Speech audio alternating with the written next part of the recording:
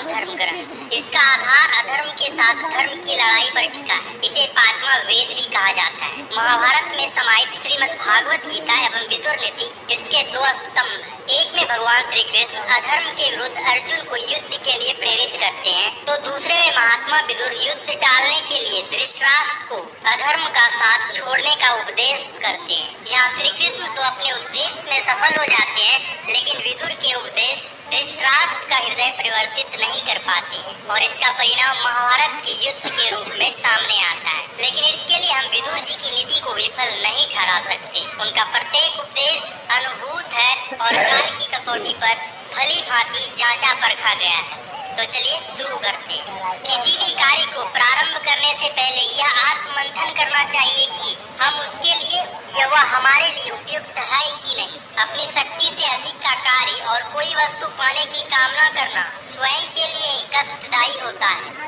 आग में तपाकर सोने की, सदाचार से सज्जन की, व्यवहार से संत पुरुष की, संकट काल में योद्धा की, आर्थिक संकट में धीर की तथा घोर संकट काल में मित्र और शत्रु की पहचान होती है।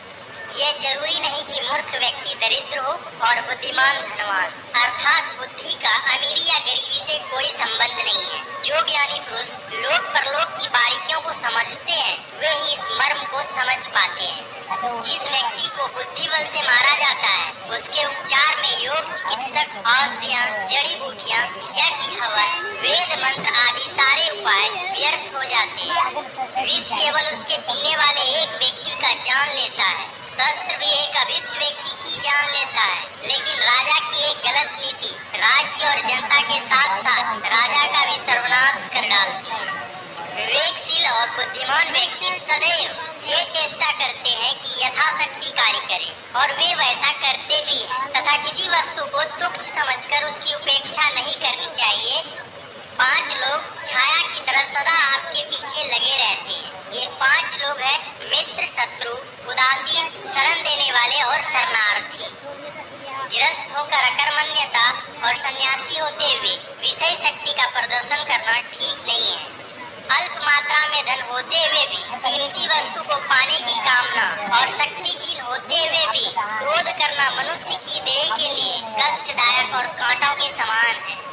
न केवल अपनी शक्ति का बल्कि अपने स्वभाव का भी अवलोकन करना चाहिए। अनेक लोग क्रोध करने पर स्वतः ही कांपने लगते हैं, तो अनेक लोग निराश होने पर मानसिक संताप का शिकार होते हैं। अतः इस बात का ध्यान रखना चाहिए कि हमारे जिस मानसिक भाव का बोझ हमारी यह देह नहीं उठा पाती, उसे अपने मन में ही न आने दें। कहने का तात्पर्य यह है कि जब हम कोई काम या कामना करते हैं, तो उस समय हमें अपनी आर्थिक, मानसिक और सामाजिक स्थिति का भी अवलोकन करना चाहिए। कभी कभी गुस्से या प्रसन्नता के कारण हमारा रक्त प्रवाह तीव्र हो जाता है और हम अपने मूल स्वभाव के विपरीत कोई कार्य करने के लिए तैयार हो जाते हैं और जिसका हमें बाद में दुख भी होता है। इसलिए विशेष अवसरों पर आत्म मुक्त होने की बजाय आत्मचिंतन करते हुए कार्य करना चाहिए। जो अपनी योग्यता से भली भांति परिचित हो और उसी के अनुसार कल्याणकारी कार्य करता हो, जिसमें दुख सहने की शक्ति हो, जो विपरीत स्थिति में धर्म पथ से विमुख नहीं होता, ऐसा व्यक्ति ये सच्चा ज्ञानी कहलाता है। जो व्यक्ति क्रोध, अहंकार, दुष्कर्म, अति उत्साह, स्वार्थ, उदंडता इत्यादि दुर्गुणों की ओर आकर्षित नहीं होते, वे ही सच्चे ज्ञानी हैं। दूसरे लोग जिसके कार्य, व्यवहार, गोपनीयता, सलाह और विचार को कार्य पूरा होने के बाद ही जान पाते हैं, वही व्यक्ति ज्ञानी कहलाता है। ज्ञानी लोग किसी भी विषय को शीघ्र समझ लेते हैं, लेकिन उसे धैर्यपूर्वक देर तक सुनते रहते हैं। किसी भी कार्य को कर्तव्य समझकर करते हैं, कामना समझकर नहीं, और व्यर्थ किसी के विषय में बात नहीं करते। जो व्यक्ति किसी भी कार्य व्यवहार को निश्चय पूर्वक आरंभ करता है, उसे बीच में नहीं रोकता, समय को बर्बाद नहीं करता तथा अपने मन को नियंत्रण में रखता है, वही ज्ञानी है। जो व्यक्ति ना तो सम्मान पाकर अहंकार करता है और ना अपमान से पीड़ित होता है, जो जलाशय की भांति सदैव क्षोभ रहित और शांत रहता है, वही ज्ञानी है। जो व्यक्ति बोलने की कला में निपुण हो, जिसकी वाणी लोगों को आकर्षित करे, जो किसी भी ग्रंथ की मूल बातों को शीघ्र ग्रहण करके बता सकता हो, जो तर्क वितर्क में निपुण हो, जो व्यक्ति अपने हितैषियों को त्याग देता है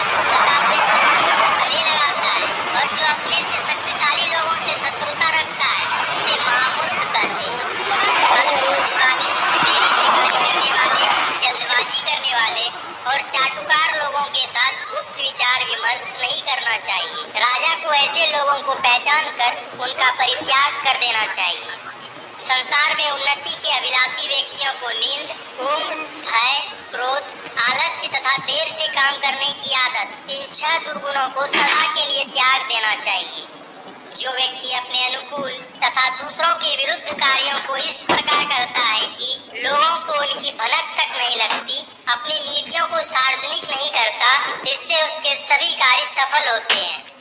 प्रत्येक कार्य बहुत सोच विचार करके और उद्देश्य निश्चित करके करना चाहिए। जल्दबाजी में कोई भी कार्य आरंभ नहीं करना चाहिए।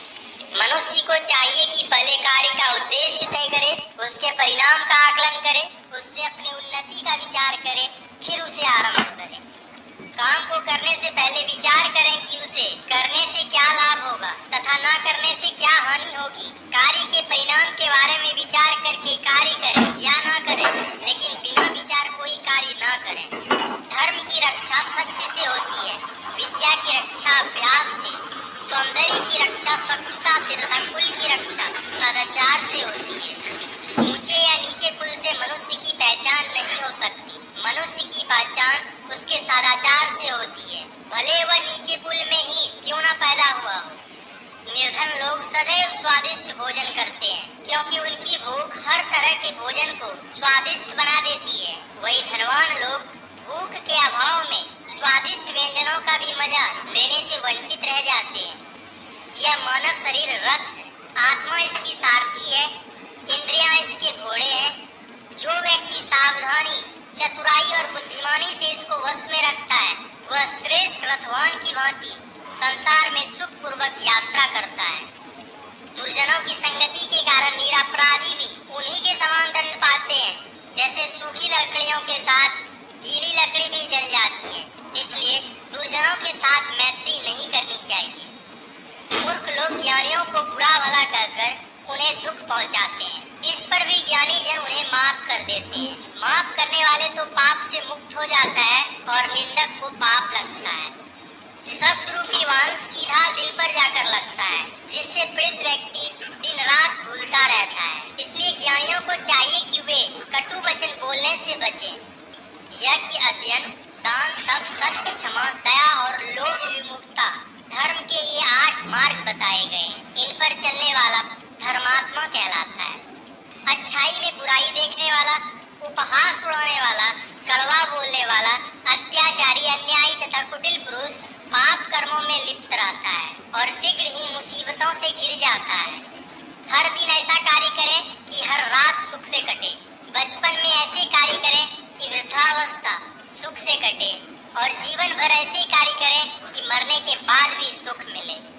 पच जाने पर भोजन की, यौवन बेदाग निकल जाने पर स्त्री की, युद्ध जीत लेने वाले योद्धा की तथा तत्व ज्ञान प्राप्त कर लेने पर तपस्वी की प्रशंसा होती है। कपड़े को जिस रंग में रंगा जाए उस पर वैसा ही रंग चढ़ जाता है। इसी प्रकार सज्जन के साथ रहने पर सज्जनता, चोर के साथ रहने पर चोरी तथा तपस्वी के साथ रहने पर तपश्चर्य का रंग चढ़ जाता है। जिस व्यक्ति को अपने आप पर भरोसा नहीं होता, वह दूसरों का भी भरोसा नहीं करता, इसीलिए कोई भी उसका मित्र नहीं होता। ऐसा व्यक्ति अधम पुरुष कहलाता है। अकेला वृक्ष चाहे कितना ही बड़ा और मजबूत हो, आंधी उसे जड़ से उखाड़ कर धराशायी कर सकती है। वहीं जो वृक्ष समूह में होते हैं, वे मिलजुल कर बड़ी बड़ी आंधियों को झेल जाते हैं। अन्याय का तत्क्षण विरोध करना चाहिए तथा बल का दमन दृढ़ता पूर्वक करना चाहिए। अन्याय से अर्जित धन ज्यादा समय तक नहीं भी पर दृढ़ रहने वाले कर्तव्य परायण और मृदभाषी लोग शत्रुओं को भी अपना बना लेते हैं। जो लोग जरूरत के मुताबिक काम करते हैं, लोभ में पड़कर अधिक के पीछे नहीं भागते, वे मेरी दृष्टि में ज्ञानी हैं, क्योंकि अधिक के पीछे भागने से संघर्ष पैदा होता है। जो प्रिय लगता है उसके बुरे काम भी अच्छे लगते हैं, लेकिन जो अप्रिय है वह चाहे बुद्धिमान, सज्जन या विद्वान हो, बुरा ही लगता है। जो काम करके अंतकाल में अकेले बैठकर पछताना पड़े, उसे शुरू ही नहीं होने देना चाहिए।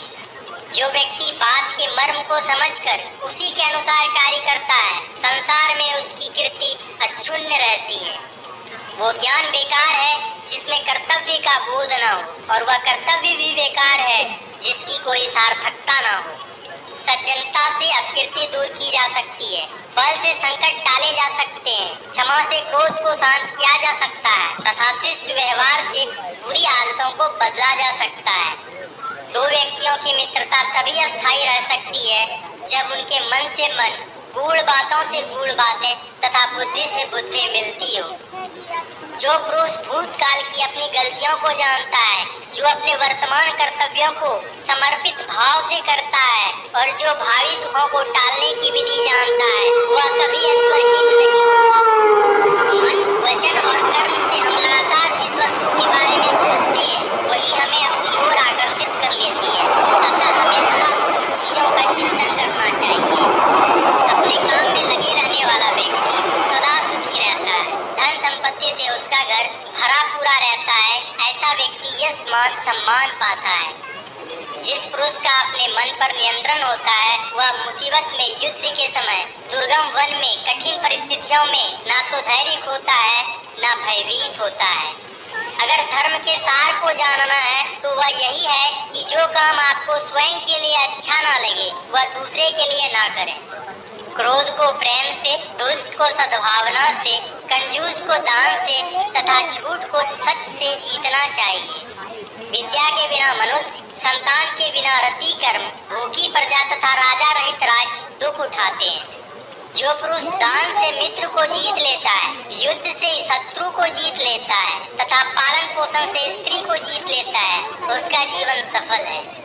जो हजारों कमाता है वह जीता है और जो सैकड़ों कमाता है वह भी जीता है। इसलिए अधिक की इच्छा न करें, यह न सोचें कि अधिक नहीं होगा तो जीवन नहीं चलेगा।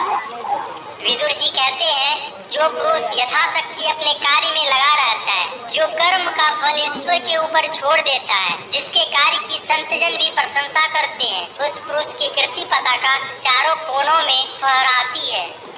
अच्छाई में बुराई देखना मृत्यु जैसा कष्टकारी अवगुण है। बढ़ चढ़कर बोलना धन हानि का कारण है। जल्दबाजी, बात पर ध्यान न देना तथा आत्म प्रशंसा, ये तीन अवगुण ज्ञान के शत्रु हैं। सुख चाहने वाले से विद्या दूर रहती है और विद्या चाहने वाले से सुख। इसलिए जिसे सुख चाहिए वह विद्या को छोड़ दे और जिसे विद्या चाहिए वह सुख को।